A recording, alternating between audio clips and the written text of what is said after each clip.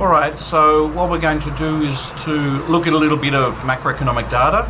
We're going to look for real GDP, that is total new production in Australia in a given year. And we'll also look for the inflation rate, the unemployment rate, and GDP per capita, that is per person. Alright, so let's see if we can find this stuff. The first port of call for looking for Australian data is going to be the Australian Bureau of Statistics website. So that's where we'll go to first. But we also will find it very useful to look at World Bank data, because we can graph the data. We can see a time series, that is data over time, in a nice, neat way that's not available at the Australian Bureau of Statistics website. So let's get to it. So if you Google ABS or Australian Bureau of Statistics, the first link will come up, is the one we want.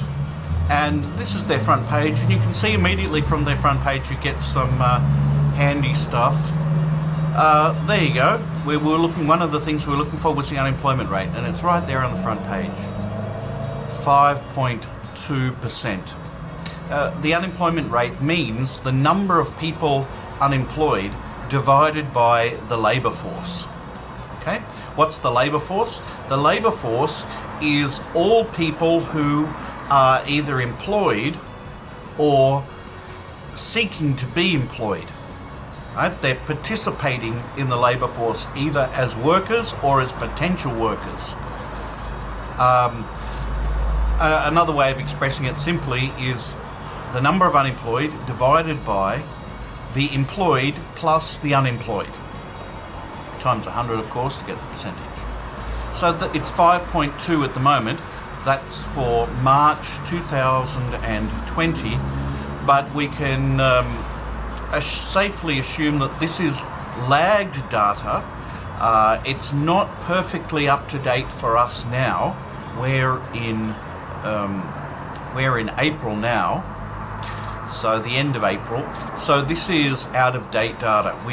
We would assume, thanks to the COVID-19 crisis, that the unemployment rate will spike upwards in the next reporting. What we're also looking for is gross domestic product. Now we've got gross domestic product there, and it shows the change in gross domestic product.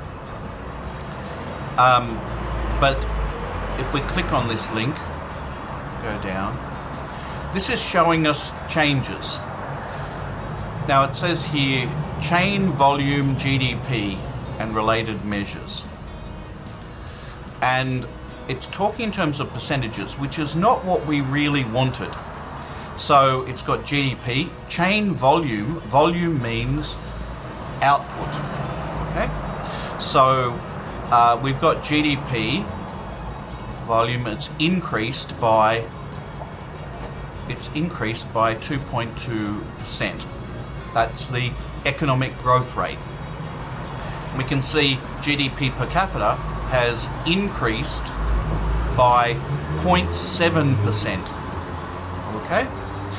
But this is not really what we initially wanted, although this is extremely valuable information. We were looking for just what's the level of GDP in total, but not changes in it. Oh, incidentally, if we look here, prices, GDP Chain Price Index original, that is a measure of the change in the general level of prices in the economy. It's one way of attempting to measure that. And we can see there it's 1.8%, meaning the inflation rate is 1.8%. The general level of prices has increased from December 2018 to December 2019, it's increased by 1.8%. Okay. Now we wanted just the level of GDP. So we'll click on statistics and then key economic indicators. Scroll down a bit. National accounts, gross domestic product chain volume measure. Okay, and again, it's given us, you can see here, change corresponding period last year. So that means over the course of a year, we've got an increase in GDP of 2.1%, which is what we saw before. The change from the previous period here is 0.5, but what was the previous period? Note that it's measured here, the period is a quarter. So it's increased by 0.5, half a percent, in the last quarter of the year of 2019. Anyway, let's go down. Gross domestic product GDP chain volume measure annual. So 2018-2019 in millions, 1,887,129 million Australian dollars is the GDP. So we have a large economy. All right, so that's that. Oh, notice that, look, it says here, gross domestic product, blah, blah, blah, and change from the previous period, so that's a change over the year, is 2%. So here it says GDP has increased by 2%, and here it says GDP has increased by 2.1%, as we saw on the other page as well. How can we explain this? We can probably explain it by the fact that these two numbers are not looking at exactly the same time period. If you're looking at the time period from December to December, you get this, a growth rate of 2.1%. But if you look at a time period of a financial year time period, you get an economic growth rate of 2%. It's not that important that there's this slight variation. What we're interested in is being in the ballpark.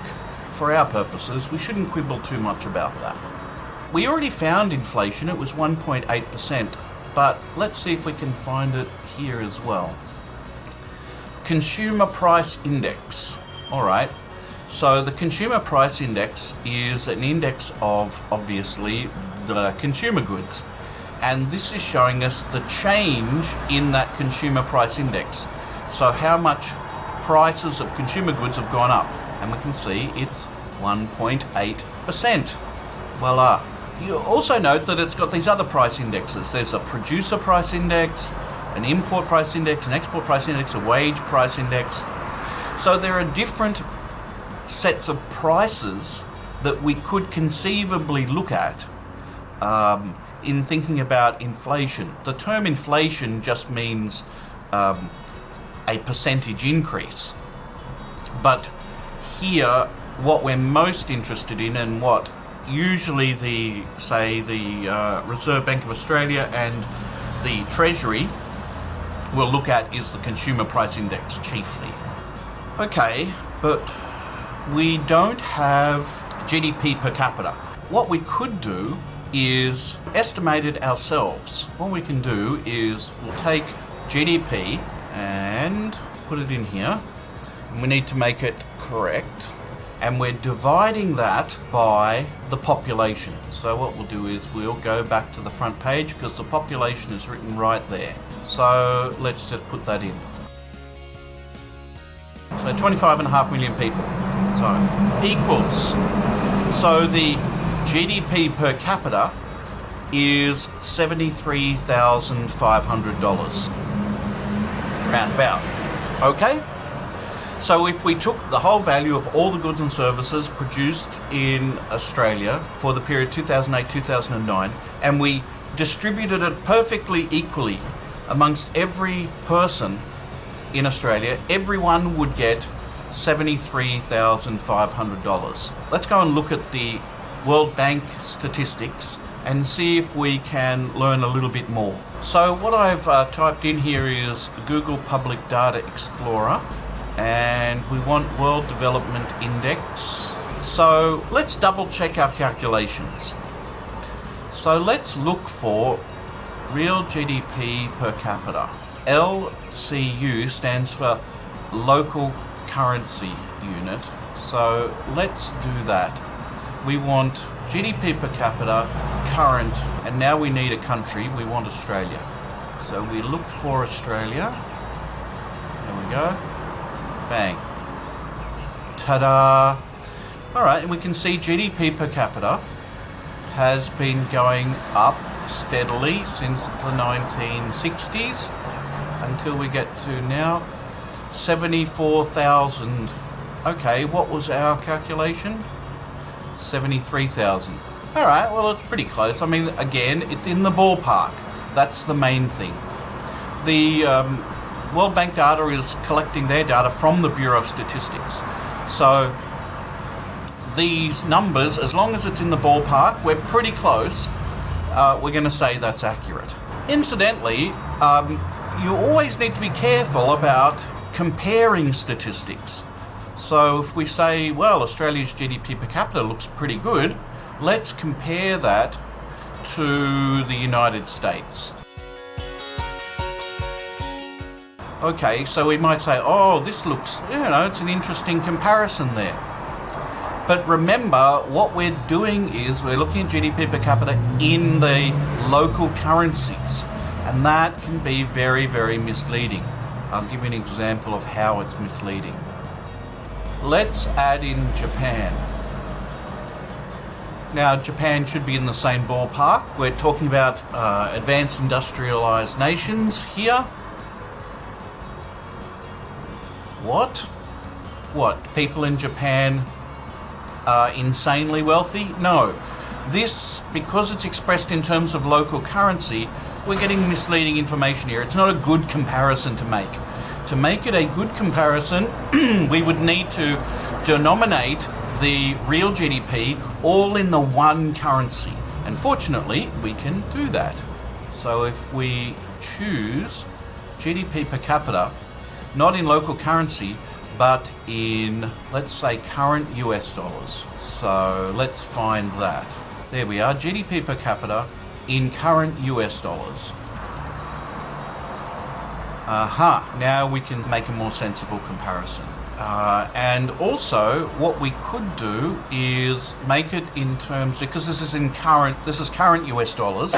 So this is factoring in, it includes changes in price. It includes inflation in the GDP. So what if we hold prices constant at 2010 level in US dollars and see what comparison we can make then? So prices are not changing. So any changes we see from here will be due to output. Now Australia is doing better. Then the GDP per capita is higher for Australia than for the United States and Japan. Okay, so when you're mucking around with this data, be careful what you're choosing, because it can be somewhat misleading.